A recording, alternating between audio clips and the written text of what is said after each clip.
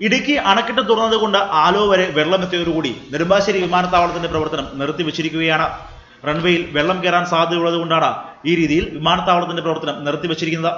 ആലുവ പുഴയിൽ നിന്ന് ചെങ്ങൽത്തോട് വഴി എയർപോർട്ടിന്റെ കിഴക്ക് ഭാഗം വരെ വെള്ളം ഇരച്ചു കയറിയിട്ടുണ്ട്. ഇതുകൊണ്ടാണ് എയർപോർട്ട് അടച്ചിടാൻ തീരുമാനിച്ചത്. വിമാനമിറങ്ങുന്നത് നിർത്തിവച്ചിരിക്കുകയാണ്. 2013 ഇതുപോലെ വെള്ളം കയറി റൺവേ തകർന്ന് അന്ന് വിമാനത്താവളം അടച്ചിട്ടിരുന്നു. സമാന സാഹചര്യമാണ് ഇപ്പോൾ നേരിടുന്നതെന്ന് വിമാനത്താവള അധികൃതർ വ്യക്തമാക്കി. സിയാലിന്റെ വാർത്താ സമ്മേളനത്തിലാണ് ഇക്കാര്യം പറഞ്ഞത്. അടിയന്തര സാഹചര്യം നേരിടുന്നതിന് വേണ്ടി സുരക്ഷാ വിഭാഗം ഉൾപ്പെടെയുള്ളവ പങ്കെടുത്ത വിമാനത്താവളത്തിൽ യോഗവും ചേർന്നു. പെരിയാറിൽ ഇനിയും വെള്ളം ഉയരുകയാണെങ്കിൽ വിമാനത്താവളത്തിന്റെ പ്രവർത്തനം തന്നെ അനിശ്ചിതത്തിലാകും. വിമാനത്താവളത്തിൽ പ്രവർത്തിക്കുന്ന താൽക്കാലിക ഹജ്ജ് ക്യാമ്പിന്റെ പ്രവർത്തനവും സ്തംഭിക്കുന്ന സാഹചര്യമാണ് ഇപ്പോൾ ഉള്ളത്. ഡാം തുറന്നുവിട്ടിരിക്കുന്നതിനാൽ ഇനിയും ജലനിരപ്പ് ഉയരാൻ സാധ്യതയുണ്ട്. ഈ സാധ്യതകളെല്ലാം പരിശോധിച്ച ശേഷമായിരിക്കും വീണ്ടും വിമാനത്താവളം തുറക്കുക. ന്യൂസ് ഡെസ്ക് മലയാളി വാർത്ത.